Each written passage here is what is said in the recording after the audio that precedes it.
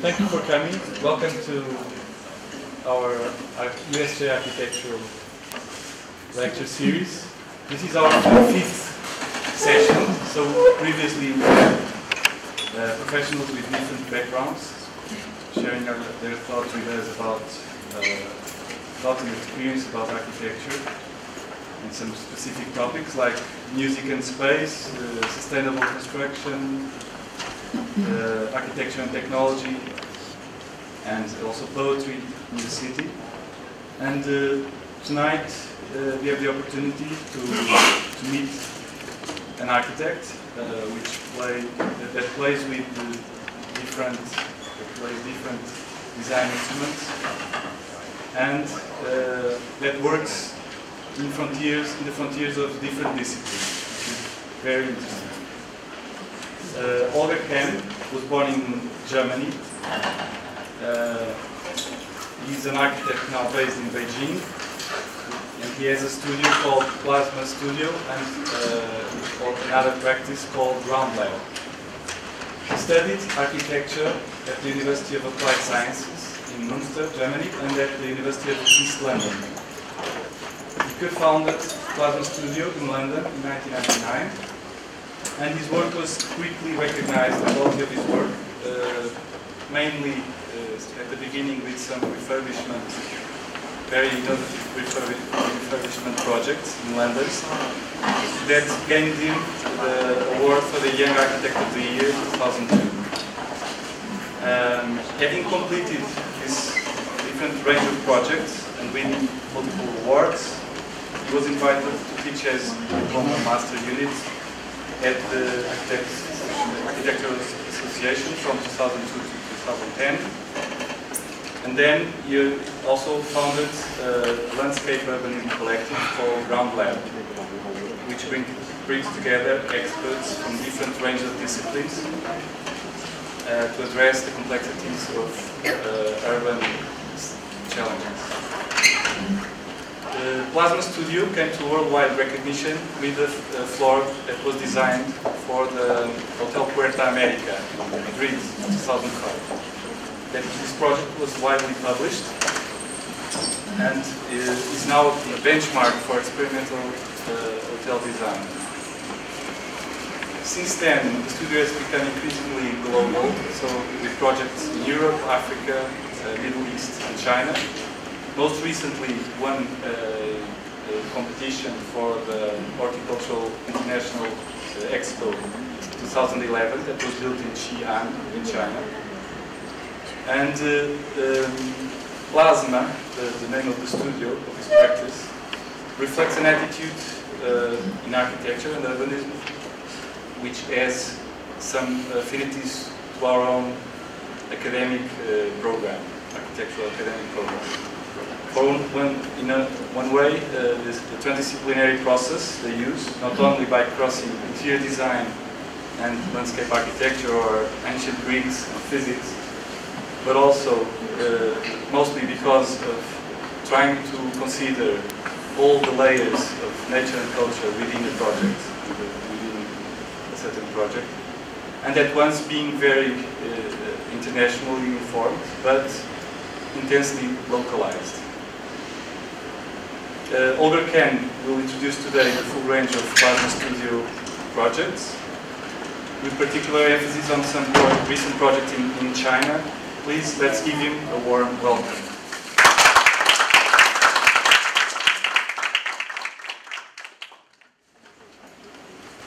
Yeah, thanks very much for coming again. I'm really sorry about yesterday. 6.5 hours to do less than 200 kilometers. It's something wrong with the River Delta transportation, but they're working on it, right? More and more stuff going to be built, and who knows, maybe one day we can actually cross east to west in a reasonable time. Yoga has already introduced that like a lot, so I don't really have to say anything about the kind of the raw data, but so I can really concentrate on the thoughts behind. So for me, it is very difficult to kind of create these kind of neat taxonomies that other architects usually kind of put themselves under, because it's all kind of intertwined with like it's all kind of hanging together, and hopefully that will come across through the work. And I will sort of focus on a few in the beginning, and a few kind of core issues that really drive the work forward, and then that we kind of get to it again and again. That sort of is the underlying kind of basics that we want to deal with. Like, this is where we are right now, sort of in a situation where we are basically in having kind of completely commodified our environment. Yeah, everything is just about exchange. It's about making money, profits, and therefore we get this kind of intense blandness and repetition. But at the same time, there is like a paradigm shift, obviously out there from the machine age to the information age, that does introduce kind of individualism and diversity into all sorts of realms, but not so much yet in the built environment and in architecture. Yeah? I think that's something that we as particularly your generation really has to kind of take forward. I think the transformation to really kind of get back to kind of making places, making kind of localities, and introducing the differences and subjectivity into the built environment. I think there's a lot to be done right now. So yeah, how do we do that? For me personally, it is about the relationship of the individual and the world. When you think about that, you think about the individual perspective. Yeah? Perspective as vision itself, and kind of really found in the Renaissance for the first time properly. Kind of this cross in the very middle. You have the horizon line, yeah, and you have the kind of the verticality that is actually separating your own personal world into left and right, organizing it in a very kind of subjective and personal perspective. But ironically, that has actually introduced this kind of unitarian or egalitarian kind of grid systems and patterns, and the kind of sameness that we actually kind of trying to overcome now. So for me, that is a kind of a bit of an interesting paradox to start with. And then another paradox is this kind of like mass customization, the kind of trends of like, let's make these intense differences, but in fact never overcoming the objectness. This is for Orders 100. I don't know if any of you have heard, this was a kind of project where 100 architects were invited to do one villa each. Yeah? And when I went there to the museum, I saw all this. I thought, this is not the way. We really have to, we have to really work from the ground upwards. We have to kind of make the architecture really belong to some place and make it locally specific, rather than making sort of hundreds of different icons that in the end don't really accumulate meaning in a meaningful way. So looking at the concept of formation, the formation of systems that you can have, like say in geological or in biological terms, yeah, creating different kind of modes, but there's something behind where there's processes that accumulate material, that kind of sediment or kind of Darwinistic kind of feedback loops, etc., that really create another kind of responsiveness and adaptation that carries forward these meanings. And that is, there's a term of indexicality. Index, maybe some of you have heard about it. It's when you see the relation to sign. A sign is like somebody putting a sign on, there's the toilet. Yeah? An index is more like when you have a weather vane on top of a building, you have something that moves around with the wind, and it actually indexes the wind. So there's a feedback, there's a responsiveness that what you see is actually not a complete representation, but it is the thing itself in a way.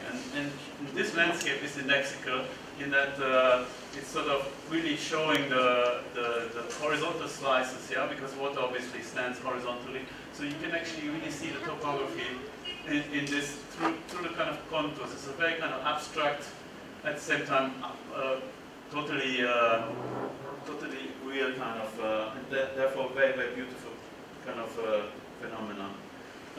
We have studied these things. I'm showing quickly a few projects from students at the Architecture Association.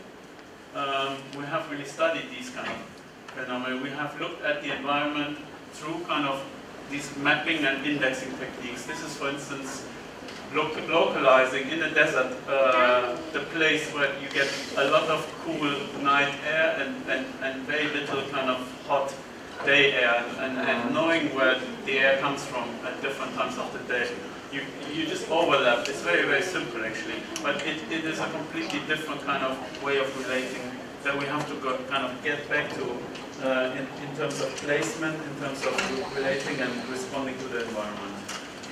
Again, like the overlay of the sun part with kind of predominant wind directions really sets up a kind of a complex matrix that then the student can respond to that with an architecture that is not iconic but performative.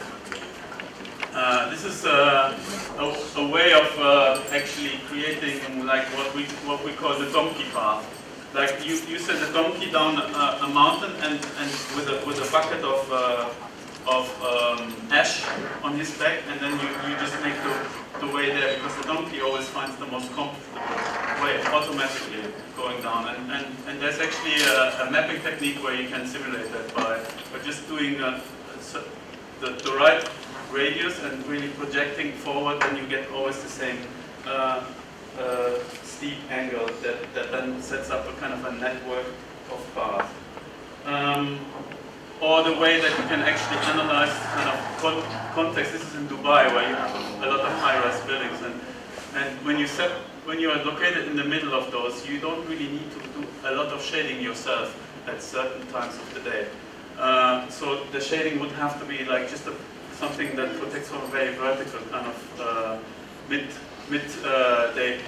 But in the evenings and in the mornings, there's actually the environment is doing it for you, and you have we have to as architects really develop these techniques, and I don't see that it's being done enough really right now. So this is the kind of response of developing a kind of locally specific, locally kind of differentiated kind of building system that in relation to these kind of different sun directions, kind of parametrically. This is a project I wanted to show because it's very close from here. It's just in Zhuhai. This a student that has proposed a new ferry terminal in there, and in relation to the urban pattern and where people come from, and on the other side the kind of tidal movements, and setting up this kind of diagram between the flows of people from the bottom to the top, and then the flow of the water from the top to the bottom. And then when you think about that, the water becomes then these kind of tidal basins here that get kind of filled at certain times of the day, and the people kind of they weave between those. So you get this kind of water park interlacing really these two different movements and flows. There you can sort of see how that would look like. And this is a student who has, by really looking at the sound profiles of airplanes, this is for Hong Kong airport, and then also looking at currents and so on, overlapping all this information, has come up with a kind of a paradigm shift really, and proposing a floating airport that can actually respond to the wind and change its position, and then has also in that sense produced a new typology of a terminal where the planes can actually go underneath and dock from the bottom. So by doing this kind of wind studies, there was actually this kind of phase shift, or sometimes you just have that sort of sudden idea and realization. So it doesn't have to be a complete sort of subtle translation or something, or indexicality can also lead to something much more radical. Or this kind of systems of bridges for bridging the LA River, and that really, through their kind of differentiation, they create a kind of different relationships with each other, so they form a kind of a network or meshwork, and also the kind of responsiveness to the differentiated context around it. Okay, and yeah, I mean, for me, it is really the education and practice is really folding into one. I haven't done in the last year, I haven't done much teaching, but beforehand, like for 10 years at the AA in different places, and that really drives the ideas that we working with the students and that we're doing in the practice, they're very much the same. So talking about the practice, we're working really on all kind of scales. So it starts with this kind of coat hanger system that we developed for a German company, like a street lamp, to kind of small scale kind of building projects, getting gradually larger up to like whole cities, really, where we won the first prize for Longgang near Shenzhen in China. I'm starting with a couple of installations that really set up kind of a lot that also defined our work very much. It's kind of more experimental nature of these kind of installations. Here, for this installation, we have been given like very, very thin metal sheets, and what we decided is perforating it with this kind of triangular pattern in order to then be able to kind of specifically fold them, and by actually kind of, again, ironically weakening the material, we enabled the material to change its kind of material performance completely. So it became basically a different material, if you think about it.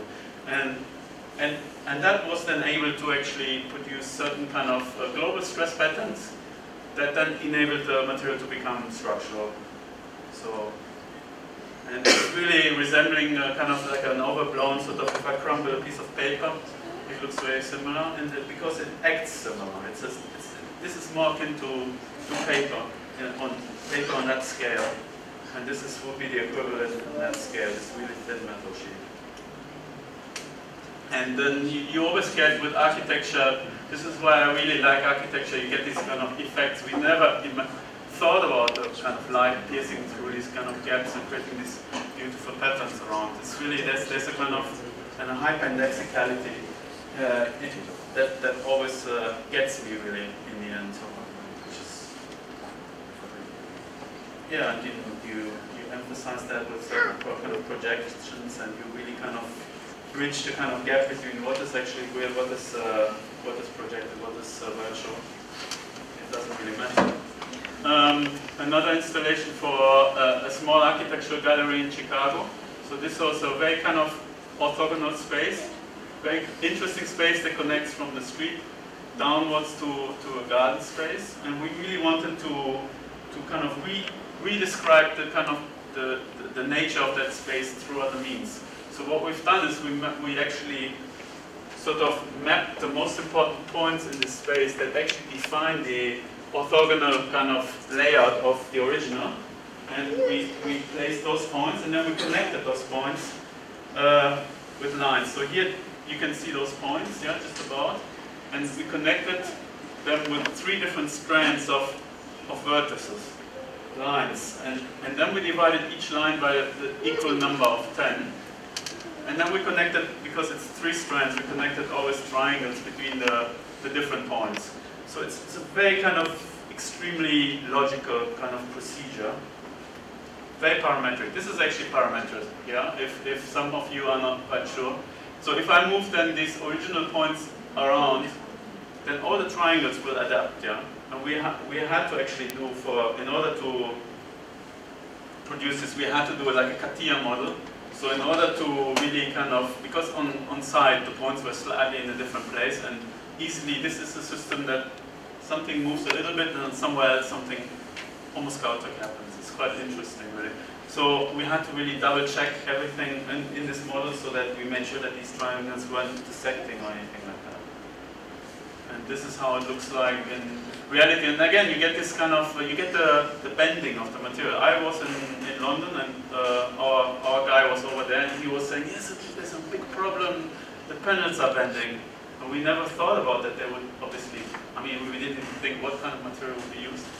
I thought more like something stiff, but it's actually much more beautiful. I said like, well, it's great, isn't it? Because it's now introducing yet another environmental factor, which is gravity. Yeah? So gravity is actually completely indexed by the way that the panels are gradually shifting from vertical to horizontal. The bending gets amplified. Yeah. So it's yet another kind of transitional movement that just enhances everything and makes it completely fluid. So you can see this thing is completely intrinsically related or intertwined with the context. It is absolutely contextual. It's a redescription of the context itself, but it's entirely has its own character and its own kind of behavior and logic. Yeah, this was a key project for us. Hotel Puerto America in 2005. This is the floor plan. So the hotel was actually being built. It's kind of completely banal floor plan that works, yeah. And what you get is always these kind of corridors, yeah. In every kind of hotel like this, even if it's super 5-star, the corridor is this kind of extrusion. Really boring. You have to kind of search for your number, and really I'm always getting confused. I hate that. I think it's a journey. You want to go to your room, but it's an opportunity to create like something special. No, it's a moment like that you can actually use as an architect, and that's what we did. We started with that kind of corridor, so something absolutely banal and boring, and we thought, okay, those rooms that you see in here, this kind of regular, rational jig of repetitive rooms that actually enable this hotel to be economic and perform in nowadays kind of cutthroat kind of environment, let's say. We use that kind of rational wall system as like a jig, as like forces that act upon the corridor. So it's not just a random kind of, we're making a theater play in the middle or insert something alien to it, but we're actually using the system that this hotel is, and we're using that and making that apparent. So you can sort of see these different rhythms that are underlying the logic of the service course, the kind of structural system, the rooms, and this is the sort of relationship. You get these kind of double doors because the rooms are always kind of mirrored, so that you get these kind of plateaus, and then we actually bring the floor down and up again, and the rooms are sort of the extension of that system.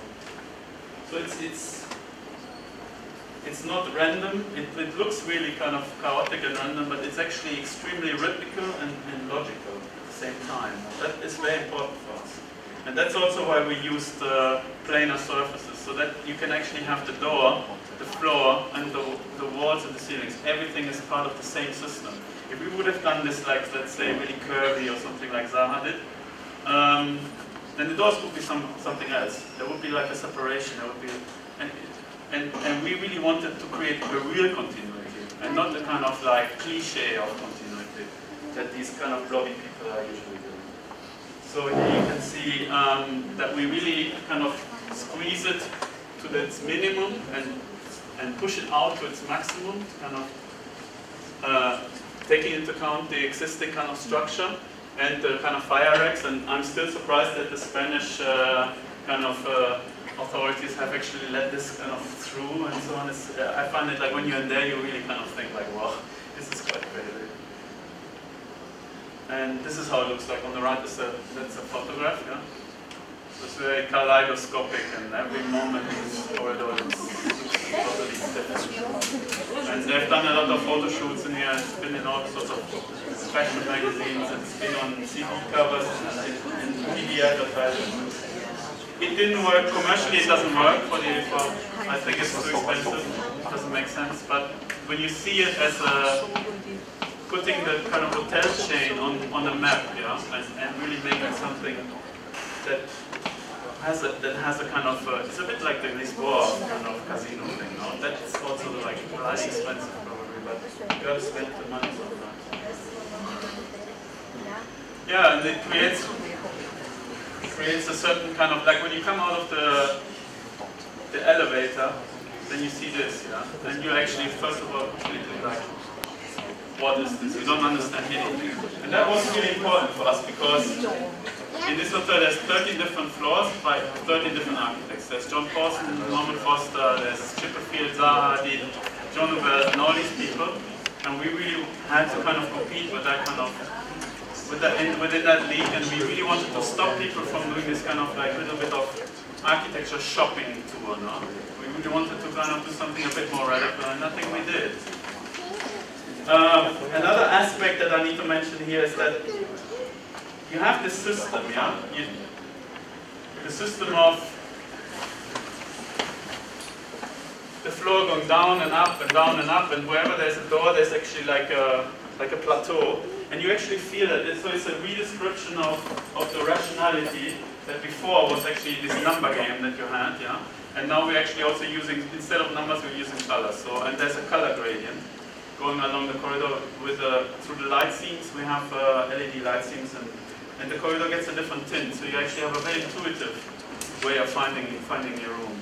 And then you have this kind of going up and down and up and down. You actually can feel, you feel the rhythm, the logic. It's not hidden, yeah? It's just redescribed into a different kind of experience. Yeah? And that experience gets kind of, we pull that in and we make that totally kind of go a bit crazy in this vortex space where you actually enter. So there is where everything sort of goes completely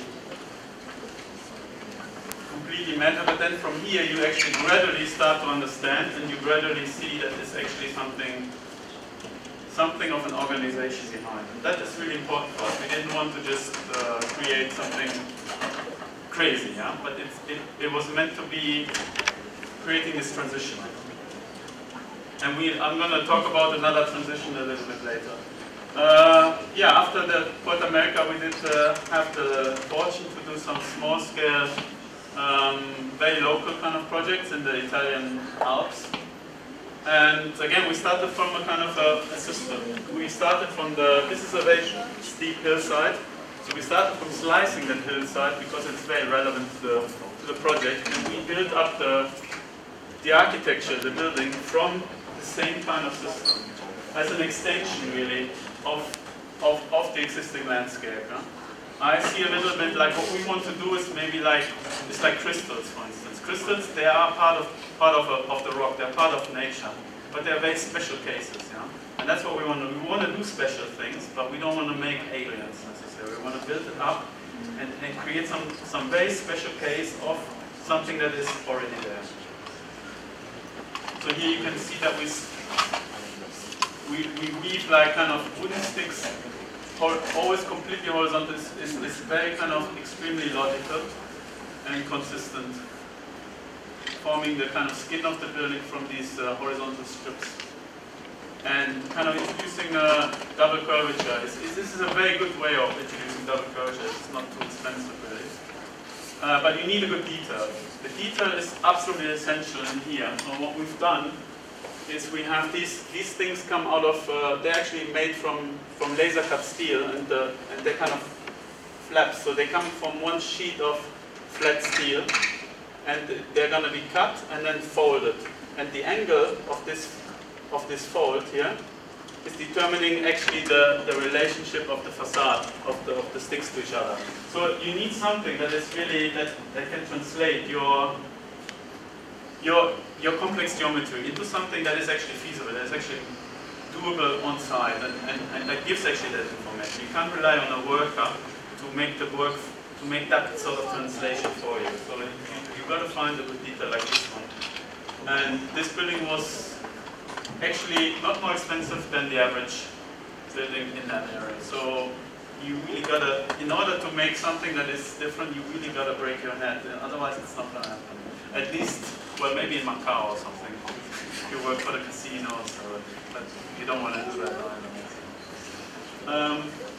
And yeah, I mean, then you get these kind of different layers. Yeah, it's creating this kind of interstitial space that gives privacy to the rooms, it gives this extension space. So it's quite simple, straightforward architectural concerns that are really important as well. And the way it changes with the light, yeah, at night, it's really gleaming.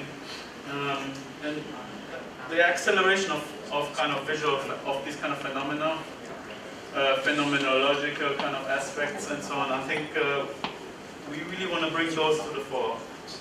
It's not a dead space, but it's something that is intensely alive.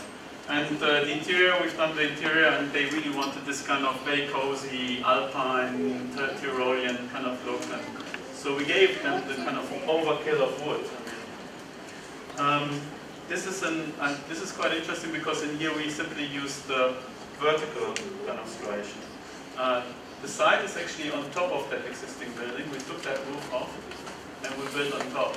And therefore, this is what we're doing is actually like almost like a virus or something, like a parasite on top of the existing building. It has to kind of relate to the existing building. So the overall geometry of this, and there's like a kind of a vertical jump between this level and that level. That's actually been given.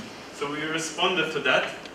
And we also introduced what was really important is this external staircase. So that really gives independence to the new unit.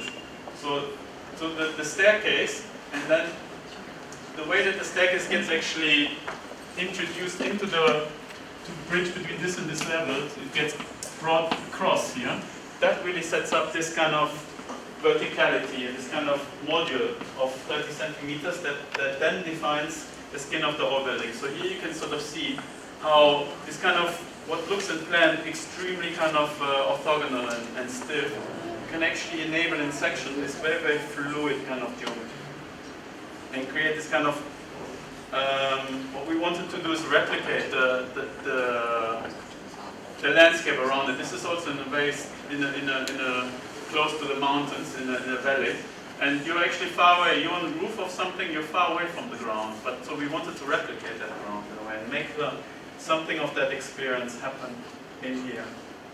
And this is how it looks like. Here you can sort of see how we really kind of extend the kind of terrace into very different kind of ambiences and very different kind of experiences and ways of engaging really physically with your building. Yeah. So the roof itself becomes actually playing over, and it's almost like claiming a landscape. Yeah. It's not something prescribed necessarily. It's much more kind of open to interpretation.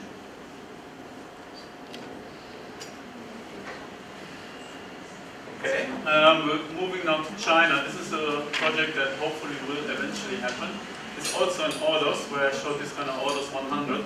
But the local government and the clients, they have all seen that this kind of intense kind of differentiation wasn't really working. So this time they introduced, and this is for office buildings, this is not like private villas. They introduced like really kind of very tough rules. So everybody had to do basically cubes, yeah? Kind of 24 by 24 meter kind of cubes. But then you have this amazing kind of context side, yeah, which is needs to be obviously reinforced. And so when we really started from this ground, really, the way that it needs to be kind of reformed, and but the way that it also creates this kind of sense of landscape, this white Mongolian landscape, and the climate. The climate in there was extremely like, it's totally extreme, like -50 and +30 in summer. So the buildings have to really work kind of in order to deal with that climate and also to deal with the landscape. That's why we kind of, the way that we have kind of structured them is to have this kind of landscape as a horizontal system, and the building as the kind of extension of that landscape as a vertical system. So you can see, because on the outside we weren't able to do anything, like these vertices, they needed to be kept. So what we did, we introduced an internal kind of facade that actually does the expression and does the connection with the ground through the center. And that becomes actually quite sort of intense, really. So here you can sort of see that, and that means that the building almost acts like a tree, yeah? And we made that also into a kind of structural system. So here you can see that tree, then we have this kind of table on top, and then the facade rains down, and everything hangs from there. And because it hangs, the structure is much denser at the top here. It's super dense, and then gets less because there's less weight to be kind of carried. Okay. Welcome. You guys do this again. Animation. It's quite clear, no? The way that the structure and systems and through continuities, everything is sort of brought together, and at the same time it does look sort of strangely a little bit organic, but not really. No, it's a bit like almost Art Deco. I quite enjoy this kind of ambiguity that is there, and that is actually the facade system. And the way that this facade is tessellated enables us actually behind to have a transition. So this is actually, here we have a lot less clarity in the glass and a lot more insulation behind, and then on this side, and so it's actually kind of responsive to the direction of the sun. It's not like the Mesian box that is just placed all around and it completely ignores the context. This is actually something that has at first maybe looks like that, but in reality it's completely differentiated. So yeah, this is this, and this is this kind of core in the middle. And this would be this kind of the space itself, the offices would be this kind of interstitial space. This is this kind of space beam at the very top that would kind of create this hanging structure for the facade and the floors.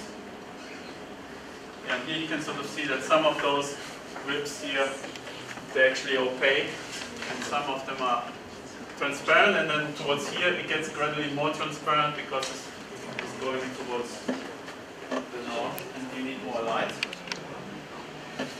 Yeah, so that is quite for me it's a very interesting concept. I'm really intrigued by kind of how to bring together kind of what we were talking about with perspective and the grid, yeah, and the kind of rationality of who we are as people.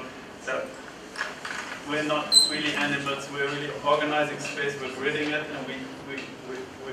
and there's a kind of an economy of doing that. And then at the same time, how do we actually introduce kind of specificity? How do we deal with the interface of the grid and more organic kind of systems?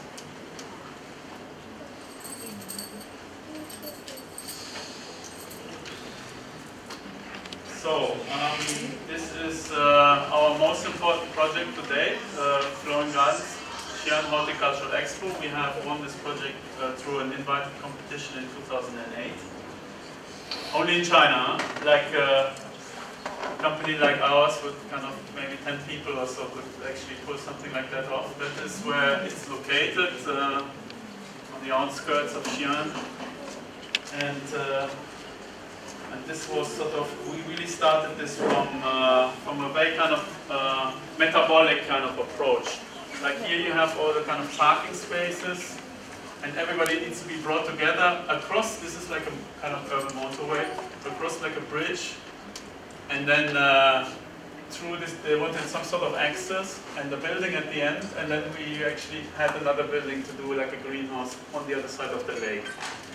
And what we did is basically really kind of looking at the quantities of people. I mean, this was for a lot of people. I think 15 million have basically seen it in 6 months. And so we mapped the kind of the system in terms of like a liquid, really. Yeah? Like if you would pour liquid in here, it would sort of flow like this, and then sort of branch out after having this kind of compression, like a bottleneck here. It would sort of spread out again and move in this direction. And the further out you go from this kind of central axis, the more kind of specialized.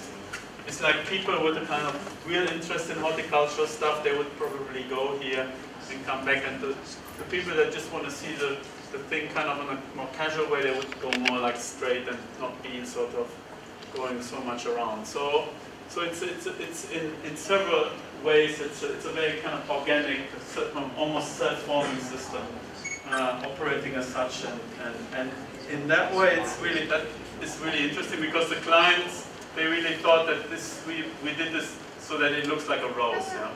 Like, that looks like a rose, of course, no? But the funny thing is that it looks like a rose because it sort of performs like a rose, yeah? Like the way that the flowers actually performing, like it's pulling water, yeah, and it's kind of evaporating the water, or any other kind of more like a root branching system, like roots of a tree, and then this is the trunk, and then you get the kind of foliage in here. It just performs in the same way, and therefore there's this kind of similar aesthetic or reference that people will see in it. Okay. And this is how it looks like in the photograph on the right. You see sort of so it starts with this kind of bridge, yeah? For us it's like, was an amazing opportunity to do finally one of those land bridges that we're really interested in, yeah? To kind of extend landscape across like infrastructure rather than sort of having a discrete object that does just one thing. This is really, you don't really notice that you're on a bridge partially. And what we wanted to do is to kind of create a kind of a green tunnel really with this. So we created this kind of trellis system on top that was then meant to be overgrown by plants. Just that even in China, plants don't grow as fast as buildings can be constructed. So it didn't happen in time. Here you can sort of see the bridge naked. And it doesn't do much for the shade. But at night it's quite nice. During the day it's a bit strange. One doesn't really know what that canopy is doing. But at night they've done it quite nicely with the light. I mean, it's kind of over the top, but well, just quite impressive. And then there's the greenhouse. So that was a more kind of straightforward program. What we did in here is really engaging with the landscape, with the topography. It's a very steep hillside. And here you can sort of see how the building is actually carved into the hillside, yeah? And how you go through a kind of cut in the landscape, and then you enter actually in this kind of crystalline space. So it's a very kind of simple architectural thing to kind of create this kind of tension, this tunnel effect, to then really make this much more bright and amazing when you come out of it. And it's this U-type kind of U-shaped space because we wanted to sort of have this exterior space kind of embraced so that you get an unfolding of exterior and interior. Because for us, okay, inside you have this kind of very tropical plants and something really quite special or whatever, but the outside, I mean, it hasn't been done properly. Should be as amazing and you can see the inside from the outside and vice versa, really. This was basically the idea. I mean, unfortunately, nobody can go in that middle kind of space, but it was meant to be like a courtyard to hang out. And this is this kind of cut in the landscape. And in the other direction, it looks like almost like rocket launch or something like that. Some more pictures on the inside. And this is the kind of space in between, this kind of tessellated landscape that we developed.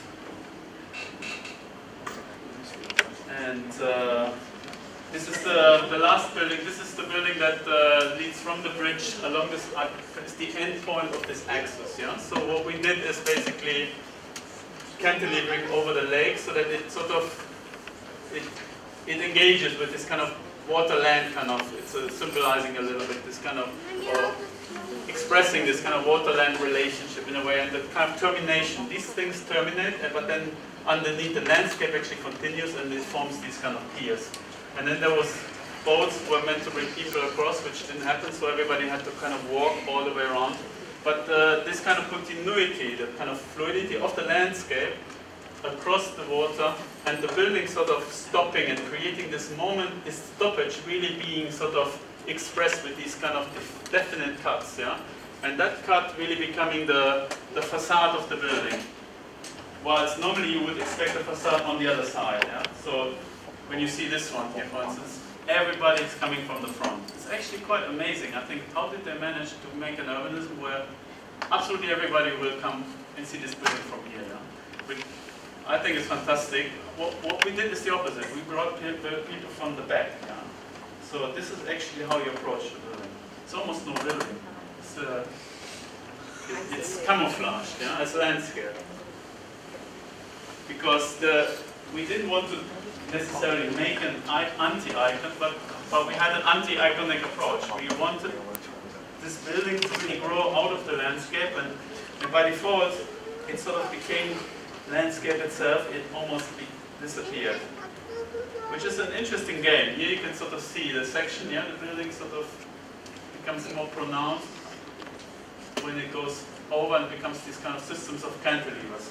And what happens is actually, well, here you enter the building, and then you have these kind of different loops that lead you up into these kind of into these cantilevered spaces, and these cantilevered spaces, they also frame views, and then you can also go just underneath this level and out and underneath this kind of cantilever. So it's a really intense intertwining of exterior and interior.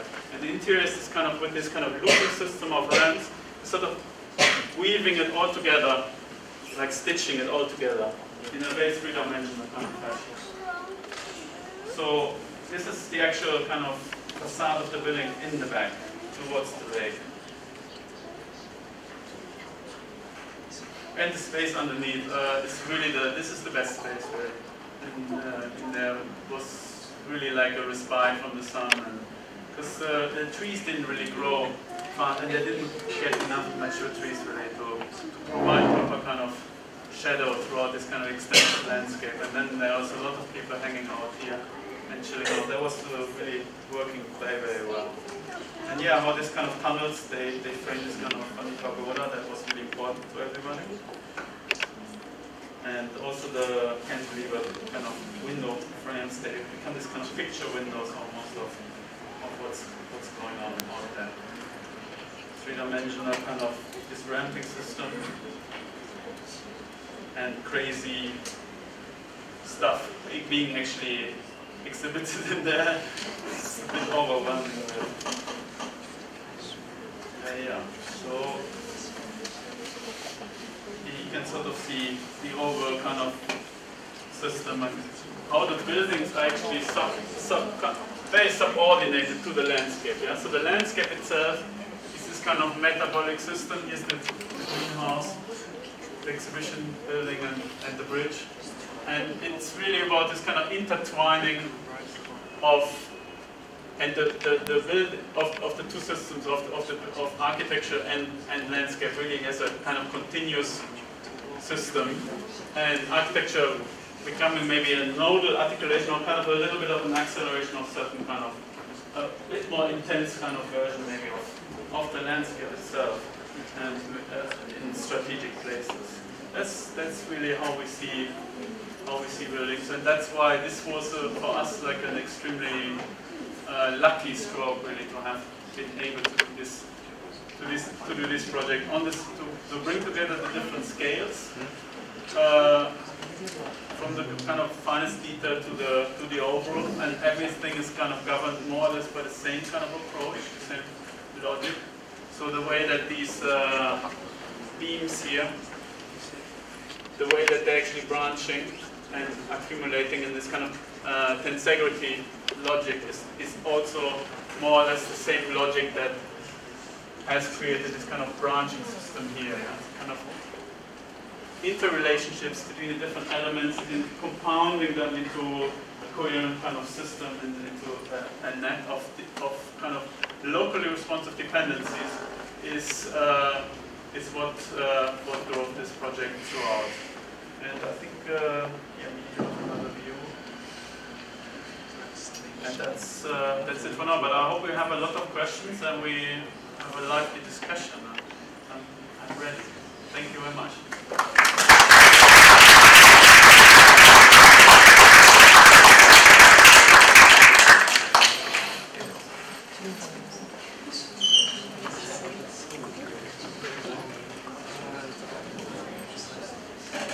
Can I ask one question? Sure.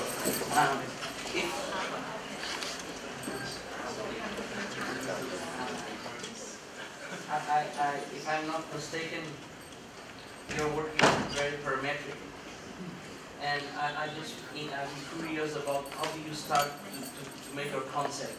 If you start by hand or you simultaneously with the computer, because it's quite difficult to create something like this by hand. Yeah, I don't know. I'm just curious about the way you work and you create your concepts. Well, you do start really often. I start by hand really, but then sort of whenever you want to be a bit more precise, you take it maybe to could be also done by hand with a machine or something, or maybe in the computer. You're testing certain things on that level, but then at some point you also think, no, I want to see a variety of different results, or I want to see like this kind of relationships. If something moves over here and that should sort of follow, then you create a kind of a parametric relationship in Grasshopper or something like that. And we do that quite quickly, really. But then it can also completely lead nowhere, and then we completely go back to do it by hand. So I think doing stuff by hand is actually really, at the moment, it's a bit going too much. It's very important. One is very, very agile. Yeah? The way the interface between the mind and the hand is so much more direct, and you can explore 15 different things just by doing a couple of lines, no? And you can exclude a lot of stuff that just by just quickly kind of thinking it through by doing a few sketches. So that's much better. That's also parametric, in a way, because you can think parametric. Parametric doesn't mean you have to use a computer or anything like that. It's just a way of thinking of dependencies and relationships. Yeah, it's not about finite kind of like I make a sketch and I give it to somebody and they will. That's why Frank Gehry is totally anti-parametric. Yeah, they use parametrics to build it. Yeah, but he's actually just crumbling up paper and that's not parametric at all. Yeah. Parametric is more like if you would actually have like a flow of people and you find a way of mapping that, and then actually the width of a path is actually in response to the amount of people that you expect to go there, something like that. No? So, which I think is really important, and it's good that it is coming to the forefront and might become a bit more of a cliche now. So we got to watch it. It's not everything. It's just yet another opportunity to do things more purposeful, I think. That we weren't able to do so easily, kind of without those tools. You know? I mean, it's as simple as that. I'd like to thank you for coming. Thank you for your fantastic presentation and your amazing work. And I have a question. I would like to have just your comments or tell us a bit about your experience on this transdisciplinary approach that you use, and also a little bit about Ground Lab. How do you work? How, particularly in this project, how was the work of this team? Yeah, I mean, it's a very organic relationship in our case. With sort of 50% is the same people. Yeah. And then also the people that were working for us, they are sometimes working for Ground Lab, sometimes working, depending where the work needs to be done. So it's pretty integrated. But the profile of Ground Lab, we have started that company because we wanted to have more expertise from other disciplines. Yeah, what you're calling transdisciplinary, we're having an engineer and a landscape architect as partners, and we really want to kind of bring those kind of as formational kind of skills sort of into the design process from the very beginning. So not like designing and then asking an engineer like, can you please solve it or something, but really having engineering there from the very beginning. This is for like a project like this one is absolutely essential to, unfortunately, none of the really kind of ecological or sustainable systems that we have devised for kind of water purification, water collection, to kind of the whole irrigation system was really based on water harvesting and treatment in organic sort of ways, and for an horticultural expo that would have been obviously the thing to do, but they really didn't want to spend the money. They just wanted to do nice flower beds. So we could only do really a bit of a toothless version of that kind of interdisciplinary approach, which was basically mostly 90% driven by architecture really, or design. But the essence of that is still underlying, like the differentiation between of these patterns and the way that they're actually shaped was actually being driven by the kind of responsiveness of the needs and the provision of water, and so it's a metabolic, that's why I call it a metabolic system. Yeah, it was actually meant to really perform not only guiding people and creating experiences, but also in terms of the kind of water systems and etc.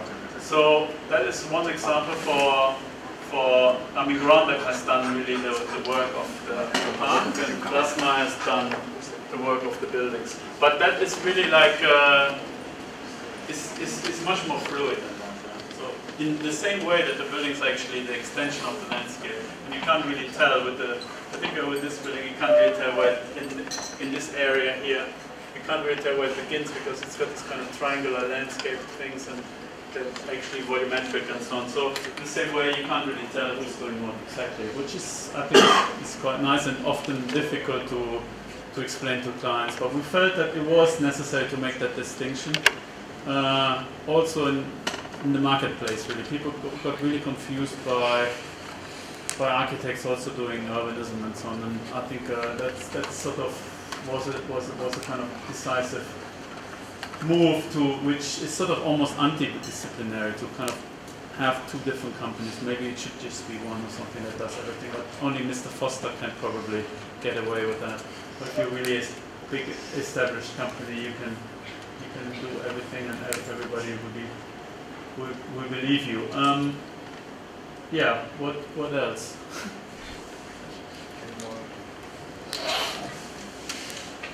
It's okay, it's okay. Good evening. I'm not an architect, but nevertheless, I always like to give this kind of workshops in these kind of places. In terms of the computational point of view, what kind of software do you use it? And under the financial point of view, how much did it cost the whole project? Oh, the whole... Oh, I don't know really. Because we didn't do the CD project. I think this building was I think 200 million RMB. Sort of quite expensive really for China. The overall thing, I had a number once, but I think I could make a huge mistake, so I better not try. In terms of software, we usually trying to just use Rhino these days, Rhinoceros, which is sort of giving us like three-dimensional design capacity, and also with a plugin called Grasshopper, we can also work kind of parametrically, and we're really trying to avoid even using AutoCAD. It's just a mess really too. So everything Rhino, that is the future. I don't know if we're going to manage it, but that is the plan. In terms of software, yeah, but then we're obviously using a lot of other digital tools for presentation purposes and so on.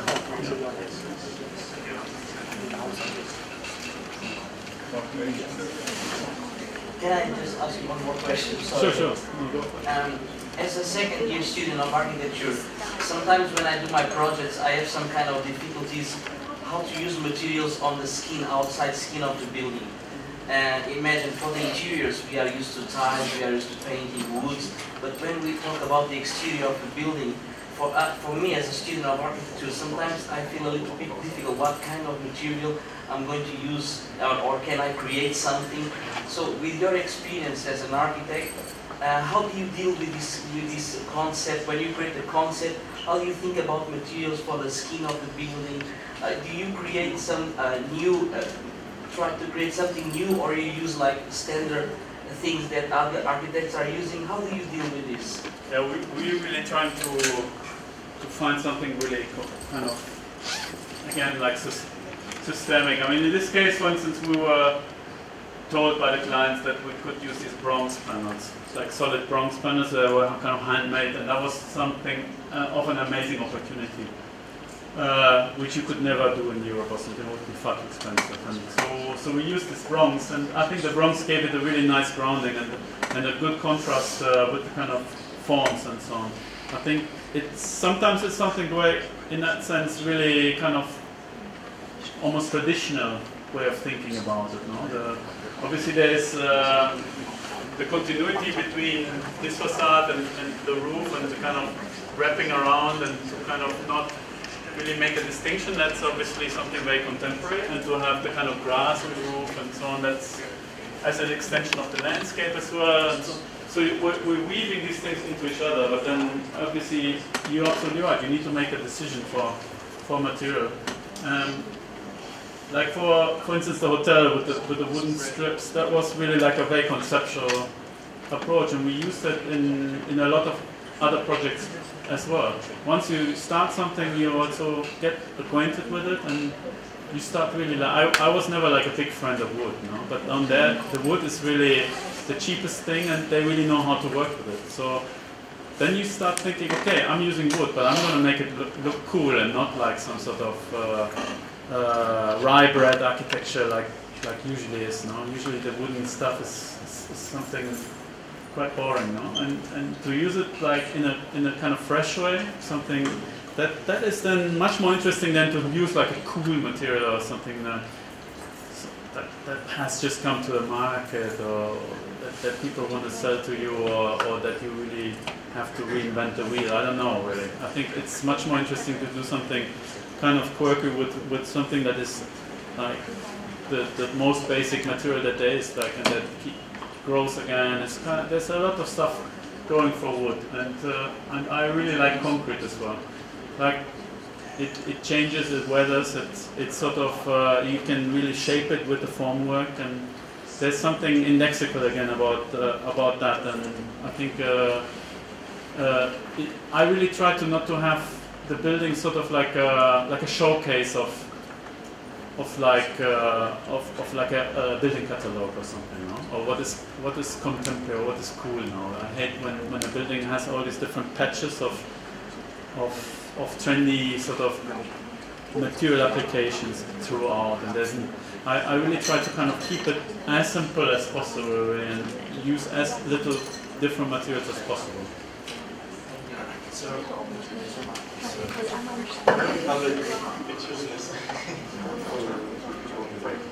Sorry. So when you have a design like that, you understand why you did that, because you have your concept. It's about the length of ground and the figure, the shape that are on the site already. But do you think that someone that is seeing that will understand what it is, or why you chose those patterns, or why you did it this way? No, but also that's absolutely not important. No? They shouldn't really necessarily see it the same way as I see it. That's I think that's really important, that we as architects really have our kind of ambitions, yeah, and that they drive the project. But it has to operate on a different level, whereas our concepts need to align with the reality of what's actually going on. So, for instance, in terms of performance, this worked because it didn't create any bottlenecks. Yeah, it really kind of it gave enough space to everywhere. But then in this kind of which is out of our area, which has been designed by other people, here you get this bridge here has as many people going across almost as this bridge, yeah, because it's very it's the only bridge to connect from here to everywhere else, and that got completely crowded, yeah. Because these people, they have just had a different concept or different approach that wasn't really aligning with what's going on the ground. Yeah? They didn't really make any kind of studies. They just did it like in a picturesque way. They wanted this kind of Chinese bridge there, and that's how they designed. And so this kind of for us, it's important that it's this kind of fluid thing and this kind of tessellation and very organic, but at the same time very machinic looking. It's this kind of ambiguity between the very natural and the very artificial and all that stuff, yeah. But for people there, it's something else. It's a photo opportunity. So it has to work as photographs. So the landscape architect that work with, what is the opinion that they had about it? Which landscape architects? You said that you work with landscape architects. No, we are also landscape architects. Yeah. So we did which is the company called Ground Lab. So it's basically also me and with 3 other people. So yeah, no, that is basically we were there pretty much in agreement. Going back to the architecture in Chicago, what was the intention of that building? I think it's in Chicago, or maybe yeah, the gallery. Yeah, gallery. Okay. Yeah.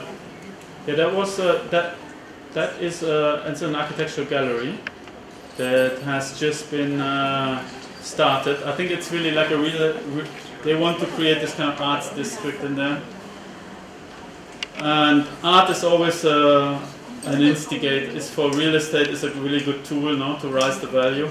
So it's actually been sponsored by the big real estate guy in the area, and it really works. They have a lot of galleries in there, and art and architecture was just being introduced as something new.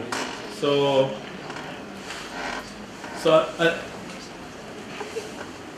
all these buildings, they're this kind of ramshackle kind of. There's a lot of them, and they're all like occupied by artists or galleries or little shops, and it's really quite cool.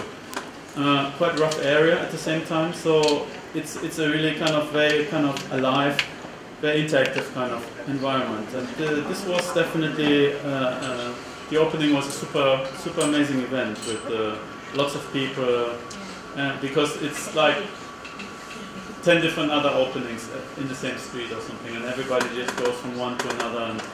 And yeah, I mean, architecture is at the same time it's just a framework as well. It's just setting the table really for life to go on. So somebody's got to work with it. Somebody's got to make use out of it and create those kind of events and to actually bring people there and make it all happen. You know?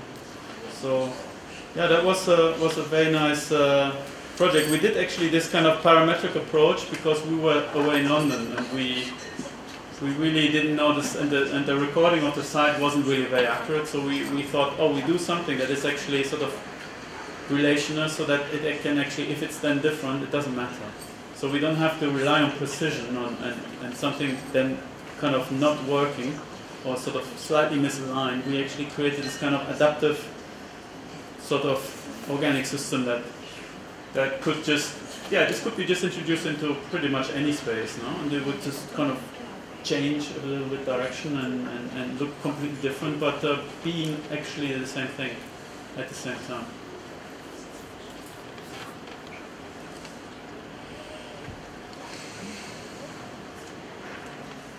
Yes? You haven't mentioned in your presentation the word of sustainability. Was French? You didn't. It's kind of cliche. What do you think of? Yeah, I mean, I think it's an overused term. Definitely, I'm really trying to avoid it, but I shouldn't. I mean, it's ambiguous. No, we all talk about sustainability, even particularly the ones that really don't do it. No, the ones that scream sustainability are the ones that really don't know what that is. Like every single project that I see in China right now, every single development where we are maybe invited to do something, they are all like eco-city. It's like, there's nothing eco about it whatsoever, absolutely nothing. And I'm just tired of these kind of slogans, really. I think the underlying, I find it much more interesting that the underlying kind of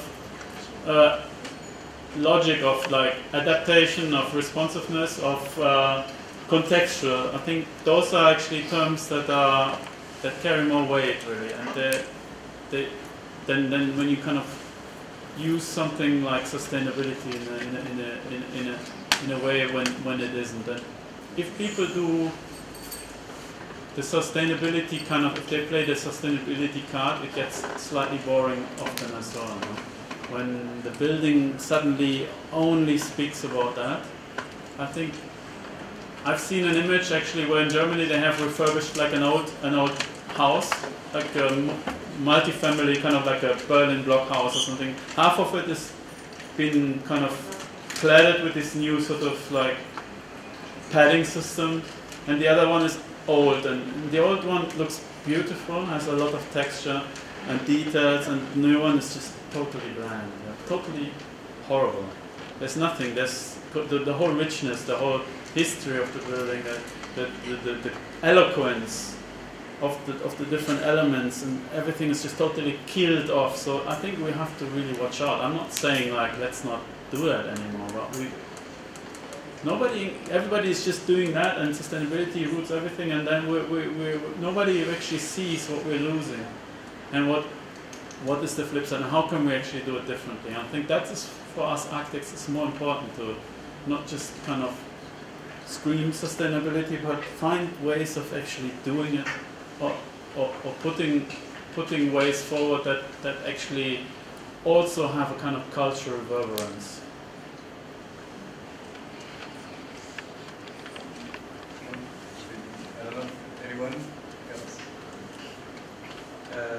would ask something also.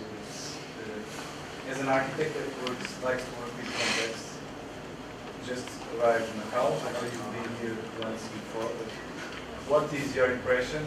And if you had one wish, what would be your wish? For Macao? Utopia?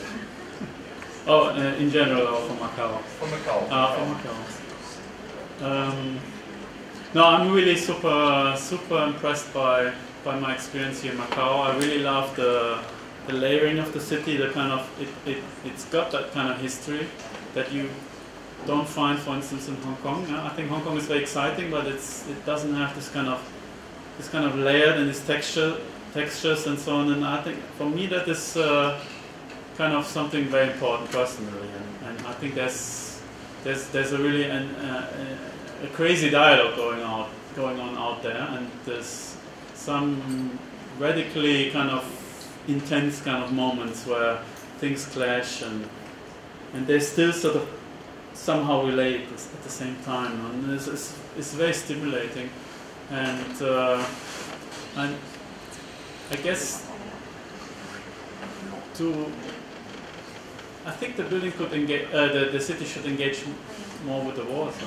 I think that would be really exciting with the water, with the outside. Really, I think the edge condition, it's there. You can sort of experience it, but it's not really articulated at all. And there's a huge opportunity to do something, and that is much more kind of rich and exciting.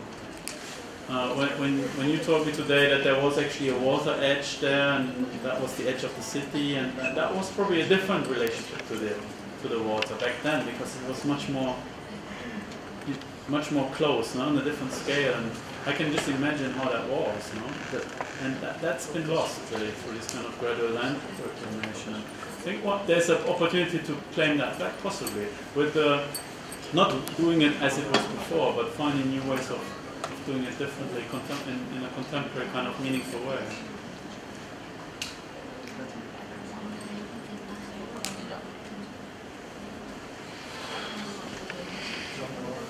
Thank you.